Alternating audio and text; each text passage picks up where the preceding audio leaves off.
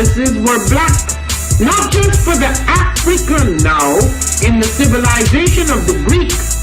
The Greek was so profoundly affected by the Africans that the goddess of chastity was a black woman, Artemis. The goddess of wisdom was a black woman, Minerva. The goddess of beauty was a black woman, Diana. And many of their great mythological figures which were critical to the vision of history, the history of the Greeks in the Odyssey. The woman who draws, who has the power to draw Odysseus and all his crew into her, is Circe, who is represented as a black woman with African features on the Greek vases. The woman who helps Jason win the Golden Fleece is a black woman, Medea. The woman who marries Perseus, the Greek hero, is a black woman. What is a lion without his pride? What is a whale without his pod? What is a monkey without his troop? What is a wolf without his pack? The answer is very simple.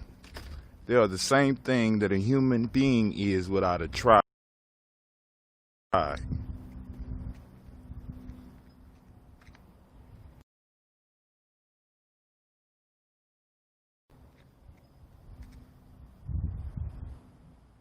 Pray.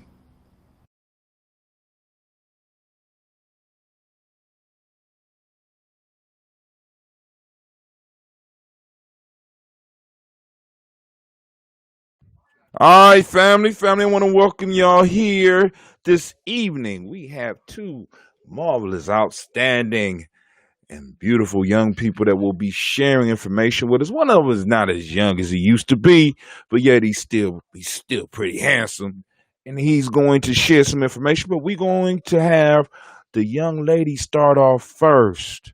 We're going to let Sister Kayla, was Rikeilah, actually I called her Kayla, but it's Rikeilah, go first, and she will be talking with us.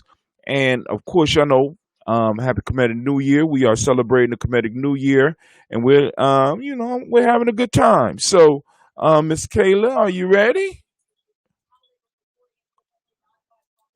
Uh-oh. There we go with this foolishness. This foolishness is acting up on me again. Look, she done ran ahead. Rikeilah. She done ran ahead. Lord have mercy, man. Y'all done scared the young lady, man. Oh my God. So, all right. So, next to the mic, coming to the stage. Stage. We got Brother Shamar. You ready, bruh?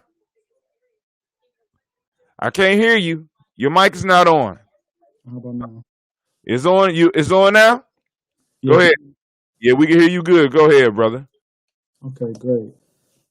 So, I got presented an opportunity to answer a few questions regarding current events and just kind of like how the world is going around our community.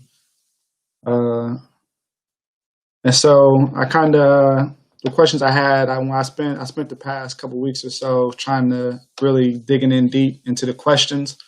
And then kind of when I dug into one question, it kind of dug into some more questions after that popped up in my head. So the series of questions I was gotten that I'll point out the three. It was how COVID-19, how it impacted my life personally and the community. The second question was the killing of Black men, women, and children without any regard by the police. And the last question was Black people are killing each other off in our own community.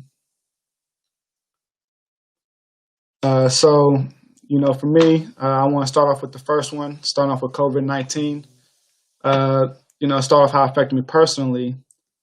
One thing I was grateful for, that I was essential for the whole thing, because I knew that no matter who I had to deal with during this time, I knew I was going to be getting a check coming into me. And I was grateful for that because my brother had lost his job. My mom was questionable. She deals with after school programming, so she was on that potential list to not continue. This whole time it gave me time to grow and develop on small and large scales. My time was spent being indoors more. It was very routine. I couldn't do anything extra that I might normally do. So it gave me the opportunity to kind of really focus on myself and kind of develop my self-mastery so I could grow to become a better person. It also helped me save on to money also because, I like to eat a lot. So a lot of times I spend my time going out trying new foods. Since they shut everything down, that was cut off real quick. And also with these questions that I had talked to a couple of peoples about it just to kind of see how all this stuff, what their thoughts were on these questions and see how their life might be affected on it. A lot of things was a lot of people that went to one school and had to go back to their hometowns. They talked about how they felt like their life was put on hold because of this, and how it was really hard to struggle doing schoolwork from their house. They felt like school was a better place to stay focused, which then put me in perspective. Like, I'm sure now that you say that, I'm like, I could just imagine how these kids are working from their schools. Working from home, and they have to have that same amount of focus. So if you're saying a grown adult's telling me they're having troubles, I could just imagine a kid is going through the same thing. But also, though, it did give people opportunities to try new things and do new things that they may not have got the opportunity to do just because they weren't as busy as much. And then talking about how the COVID-19 has affected the community. I work with a lot of kids, so one thing that I thought about was how it affects the community as far as youth goes. It made me think about how the lack of programs that there were open, to keep youth out the streets or out of trouble, because the kids are tired of being in the house cooped up 24/7. So at that point, they're just finding any opportunity to go out. And I started looking in the stats, wondering if crime had reduced at all since everybody was in the house or we were mandated to stay home for a long period of time. When I looked into those stats, crime actually rised a little bit if it didn't stay steady.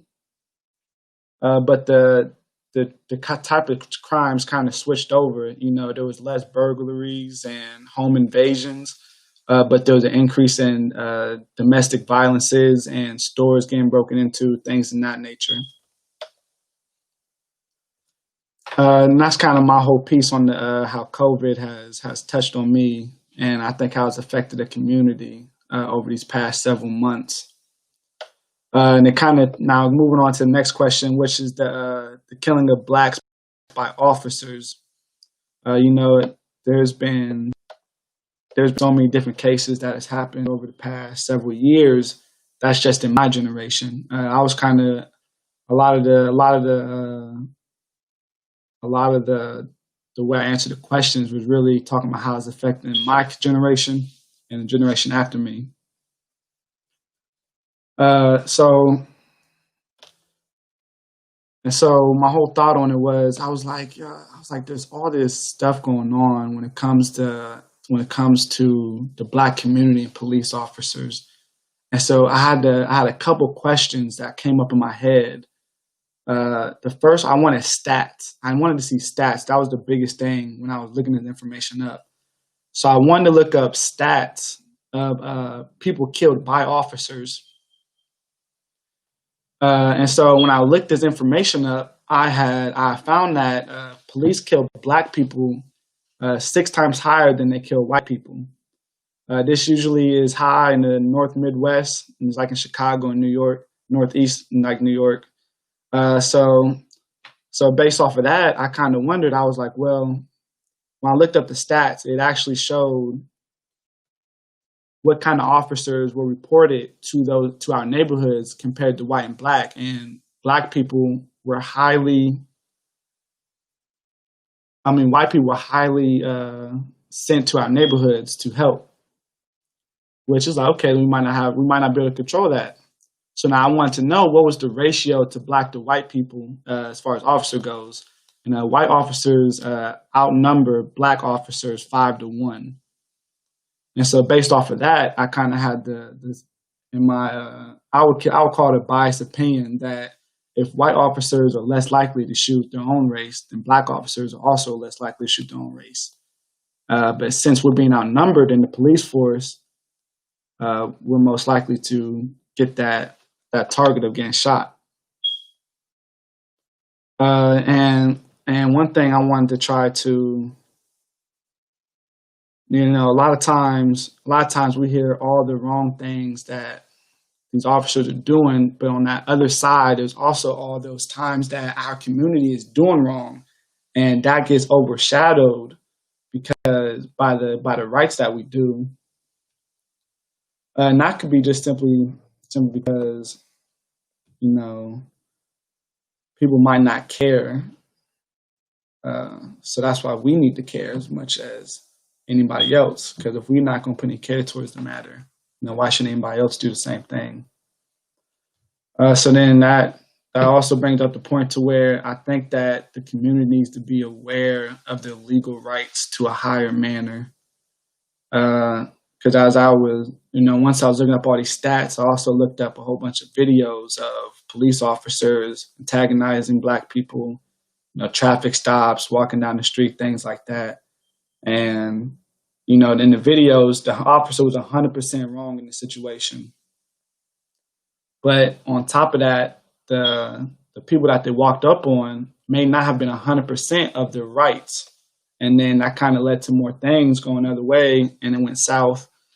So I know being knowledgeable of your legal rights was a big point I wanted to touch on when it comes to this whole thing. And then with this, on top of that, with finding out, with the most recent incident with George Floyd, I was curious because over the past decade or so, I've seen all the stuff of people getting killed and wrongfully killed by officers, and with that case basis, it kind of just like, another thing that's crazy. And I didn't really take to heart until I was like, I want to really look at in depth what it looks like, what happened to all these people, how they passed, how they got killed, what happened to the officers that did it. And once I looked at it in a group, it became really hard to look at it in one setting. I couldn't read the stuff and be able to take it. It was really hard on my heart. It took me a while. I still never even got a chance to finish it all because it was just too much. It was too much to read. It was too much to read for me. So I figured being aware of those people, what happened to them, even if they weren't in the wrong, what happened to them, so you could try to prevent the situation yourself if it ever comes across you. And then the last question was, are black people killing each other off in our community? And this one kind of brought me back to my training when I was in Urban Warriors when I was 13, 14 years old. There was a question there, and it says, what are we suffering from? And the answer was an oppressed mind state. Back when I was in Urban Warriors. And the following question is, what was done to put us in this state? And the answer was, we were convinced that our physical well-being was in the hands of our captors. We were denied access to our cultural traditions. Our culture and history was negated. Our captors' history and culture was elevated. We were turned against each other with the divide and conquer strategy. And what's the remedy to this? Return into our source, Africa, living our principles, warriorship, and nation building. Those questions alone, that was the first thing that popped up to the killings in our community. It's been 10 years probably since I really, 6 years since I really looked into those questions. But without a doubt, those were the first things that came up to my mind. So it's kind of like, how do we prevent this? You know, I got asked a question when I was asking some of my peoples about these questions. It was like, well, how do we stop the killing in our community? How do we get the police to help us in our community? And I couldn't think of anything. I couldn't think of a solid answer. Like, nothing was popping up in my head. And so, you know, this is something that I'm actually, and with this project that was given to me, it's really gave me the opportunity to look into it more in depth. Because now I feel like I need the answers now. Before, it was kind of like, it's a question that's lingering, but I wasn't really too like, you know, it's kind of, yeah, I understand it's an issue, and I kind of do my thing to help on a smaller scale. But after this, I feel like I want these questions answered, and I want to try to solve them on a larger scale now. So it actually seems like there's something being done for me. You know, that's kind of like what I got from this whole thing. And after all of this, you know, as I was trying to answer those questions, like, I was wondering, like, where's the care at? Because it seems like when it comes to my generation, you don't see a lot of involvement from those 18 to 25-year-olds. If I ever go to an event, the youngest person is probably 30. After that, the oldest is probably 12. So I made me wonder, like, where's the care from the generation? You know, I tell people, you know, this going on, this, that, and third, but, you know, they brush it off pretty easily. So my question that came up was there some type of gap in between us wanting to care? Because for me, you know, I kind of just had natural care for it. But was there any real push by the generation before me to kind of say, you guys need to care about these type of things? And by the time it already happened, it was too late, and they probably already had the mindset to not care about it. You know, that question is still I'm still looking into this whole thing. Those kind of like the biggest things I want to touch on for this whole project that was given to me.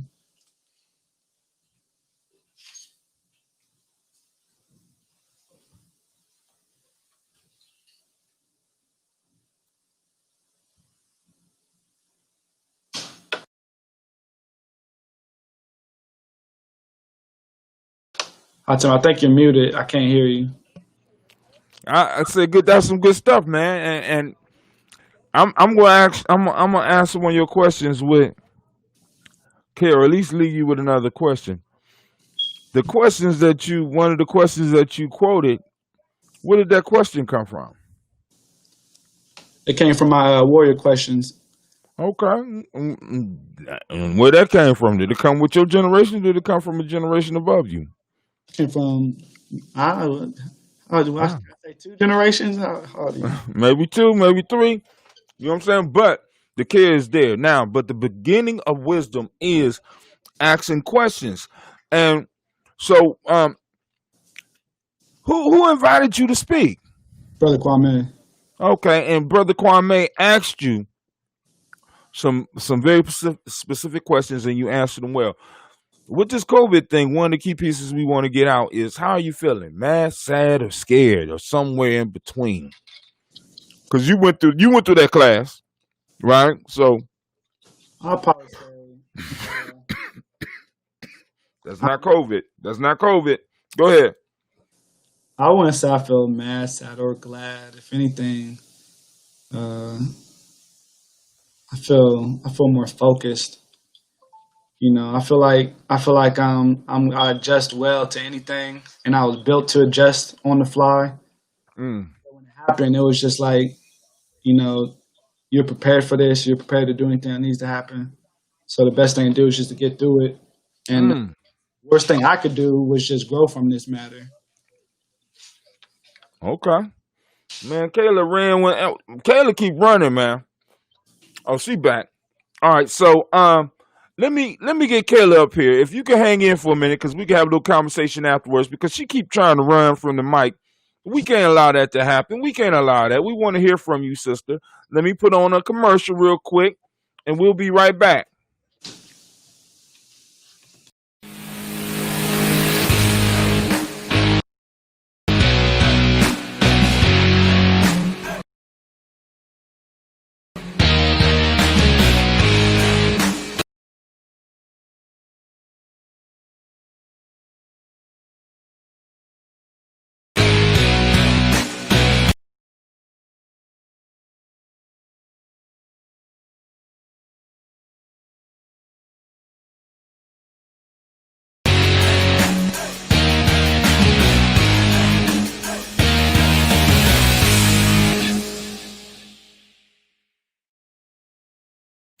All right, family, we back.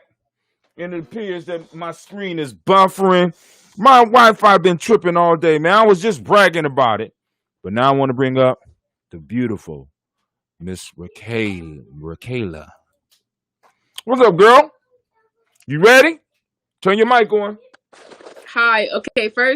The first time I was having some difficulties with my phone. I wasn't trying to like run. I guess you couldn't just hear me. I was responding, but you couldn't hear me.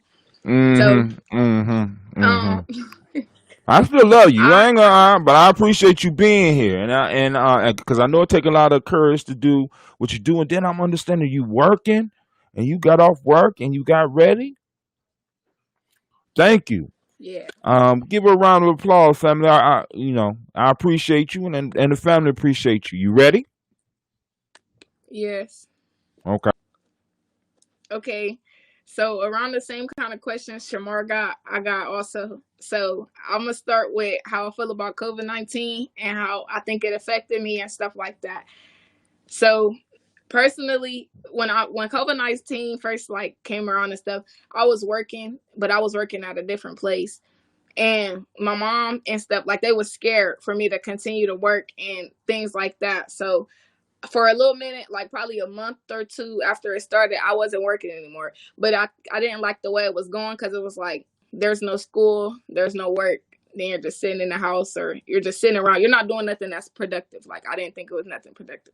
So I went and I looked for another job and stuff. And now I do work at another fast food place. And it's like COVID-19 changed the whole thing around because before when I was working at a fast food place, it was simpler to like I don't know how to say this to you could be trusted more to make somebody's food or to work without being like how do I say this? I don't know a word for it, but like I work now, you can't not have a mask on, you can't have anything. Everything has to be more. I don't know the word for it. I can't find a word, but I think y'all get what I'm trying to say. Okay, and COVID-19, how I think it affected me other than work and personally, I think I would say it could have set me back. Like it still can. Like as because right now it's summer and I can work as many hours as I want and things like that. But when school comes back, I'm more of a visual learner and I'm more of a person who needs to be hands on and needs like to understand something fully before I move on to the next thing. And with online school, I know it's harder for teachers to do that, like to help you specifically deeper than like the rest of the class or to make sure you understand specifically deeper than the rest of the class and things like that. So I think it could have set me back, but I'm not sure yet like how it's going to go for this school year. So yeah, I think it could have set me back, but right now it's just on the it's iffy. It's there because I know from last year it was a little hard to do like online school. So I would say COVID is more of a like it it could have been a setback, but it's not a setback yet. And then okay, so about the police killing black people first, I'm gonna speak on that. So I feel like personally, who can you call on if the people that you're supposed to call on think you're the threat? Like if I'm calling because somebody else is doing something or something else is a threat to my life and you're using me as a threat, how can I trust the people who supposed to protect my community type of thing?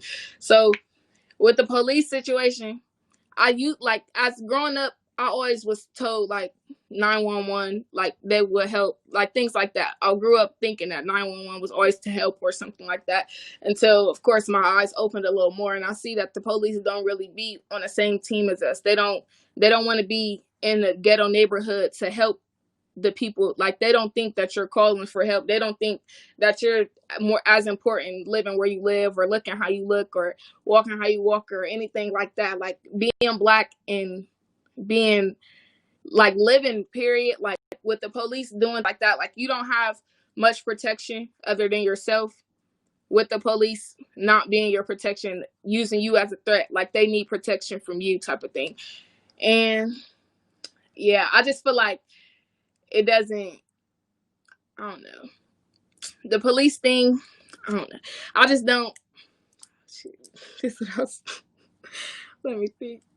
Okay, yeah, I just I don't know how to say it like I don't know how to say it other than the police just aren't trusted, and like personally they're not trusted to me anymore. And for the community, it's on a rocky hand. Like for the people I know, because of course I got Black family members and Black people who have had interactions with the police that weren't good and things like that. For the people I know, the police don't help. For the people, from what I see, the police don't help much for Black people, like things like that. So for the community, I would say I don't really like think the police are much of a, they don't impact us very much and things like that. And personally, I feel like they don't do much for Black people other than use them as a threat or have excuses for why they get to do what they get to do. That's not correct, or that's not like something that's a part of the procedure and things like that.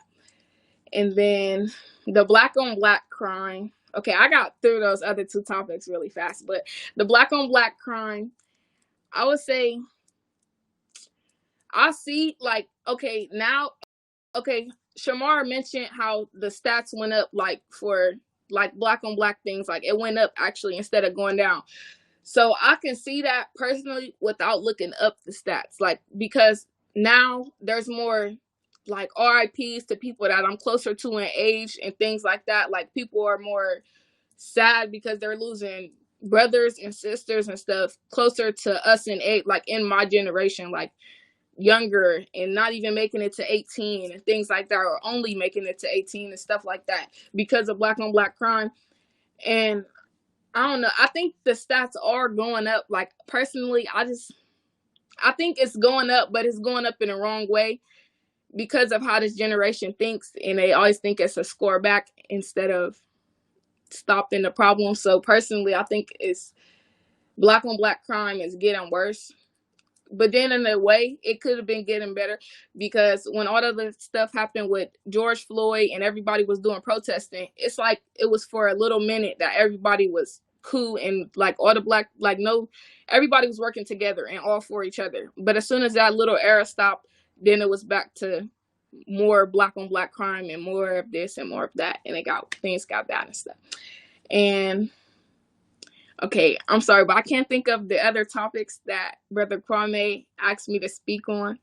But Shamar, if you have any like topics or something, or Brother Hatim or something, questions or anything, you're free to ask me.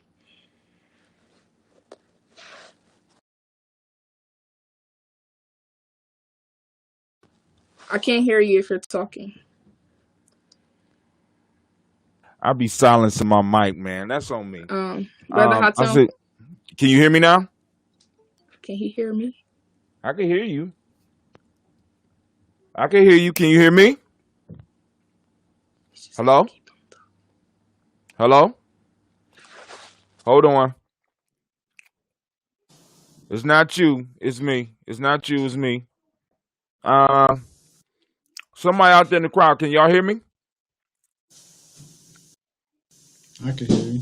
You can hear me? I can. You can? I can hear you. Okay. Can you hear me, Rikeilah? Rah. Okay. All right. She can't hear me. Okay. But you did an excellent job. I want to thank you. I can hear Shamar, but I can't hear Brother Hatim. Oh, so you done blocked me on your phone. Hold on.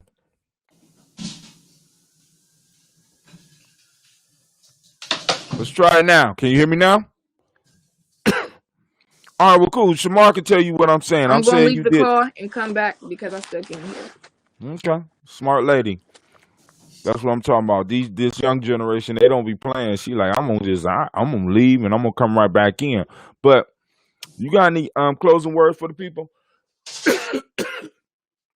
And that's not COVID.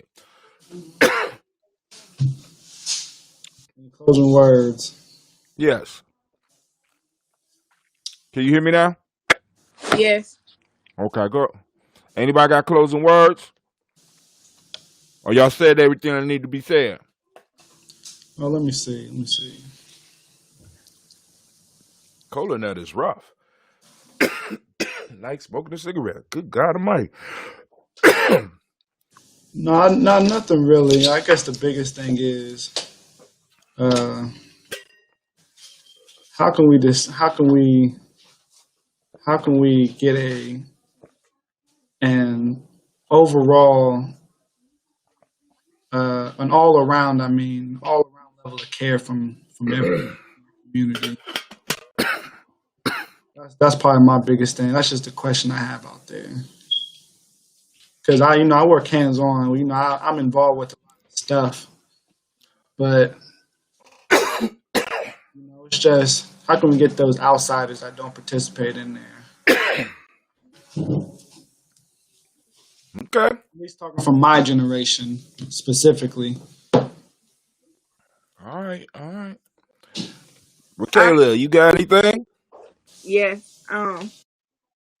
If y'all didn't mind, like, I know we spoke on these situations, but I want to know what steps y'all think that we should take forward from here. Wait, hold on, girl. Don't you we put you on the question block. You come on now. Don't be trying to verse it on me.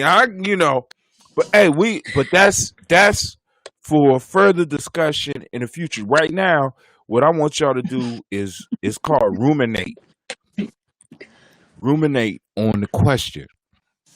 Right? Because the beginning of wisdom is asking the right questions. Brother Kwame asked y'all questions and got both of y'all thinking.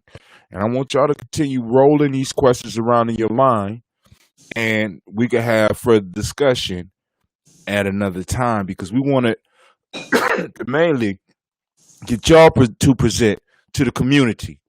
And then we could talk about it in private because both of y'all got my numbers, and we supposed to be we're going to have a Gye-Nyame tribe call, even though you don't be coming around like you used to. Kayla done fell in love and she done just kicked the whole family to the curb, but that's cool.